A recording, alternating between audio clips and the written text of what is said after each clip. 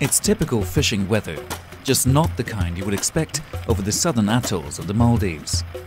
Undaunted, the vessel Fairo Adi and its fishing master Ahmed Didi make their way through the rolling waves for their daily catch of tuna. This may be a modern ship, but the technique used by its fishermen, pulling up the tuna with a simple pole and line, is as old as fishing itself.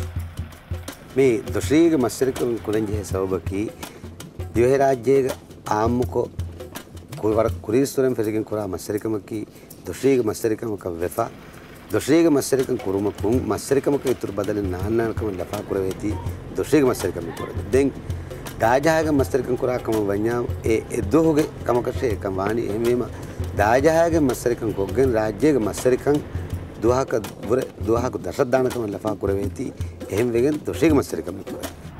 Pole and line fishing is a selective and therefore more sustainable way to catch tuna.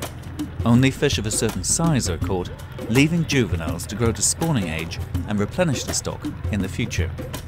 Small bait fish are thrown over the side of the boat to lure the tuna to the water surface. The fishermen use the acceleration of the fish as they race to get their prey, hook them and fling them onto the ship's flat deck. The Maldivian tuna fishery forms a sharp contrast to how most tuna is caught elsewhere. Being one of the world's most favoured fish, tuna stocks are being heavily overfished around the globe. Here in the Pacific, one of the world's largest remaining tuna fishing grounds, most skipjack is caught by a method known as purse seining. A large net is drawn around a school of fish by a skiff and then tightened from the bottom like a purse. Such a net, often set on a floating fish aggregation device, catches the entire school of tuna, but also takes in all the juvenile fish and non-target species such as sharks that may be swimming with the tuna. The sheer volume of bycatch lifted from the region by purse seiners makes this fishing method highly unsustainable. Moreover, these industrial vessels, some of them operating illegally, come to fish Pacific waters from half a world away.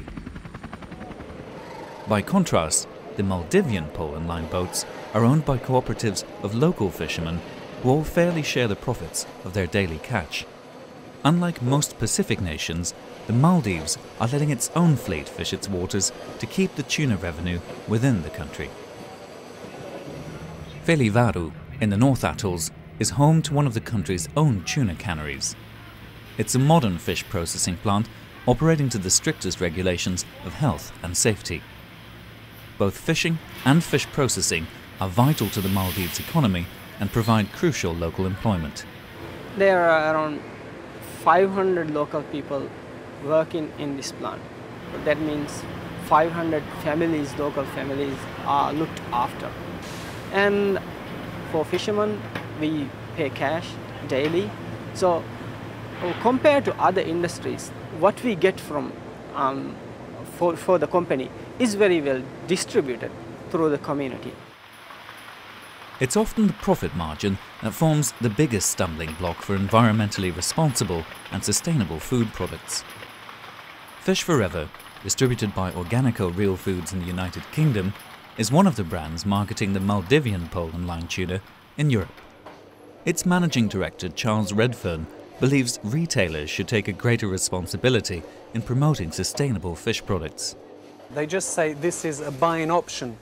And that's the wrong way to go, because you're basically saying that these are lifestyle choices, that ethical decisions are lifestyle choices.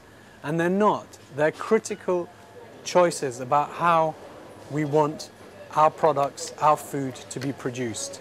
So I would like to see the retailers maybe being less neutral about this and actually working very hard to push it. At the moment, cans of pole and line caught tuna harvested by Maldivian fishermen are sold alongside the competition fished industrially by foreign fleets in the Pacific. Being more labour-intensive and at higher production costs, the Maldivian tuna is having a hard time competing. We hope that people in other countries will realize that we are doing something for the sustainability, and we hope that one day people will pay more for our fish. But today, the reality is we get the same price as purse seine fishing and pole and line fishing. There is no difference. In the end, we will have no choice If we want to run the factory, if we want to do this, we have to go for what everyone else is doing. Just go for the same. In the absence of sustainable fisheries management for the Indian Ocean, the Maldivian tuna could come under pressure in the future. For the time being, however, the tuna caught here by pole and line forms one of the most sustainable, fair and transparent seafood products available today.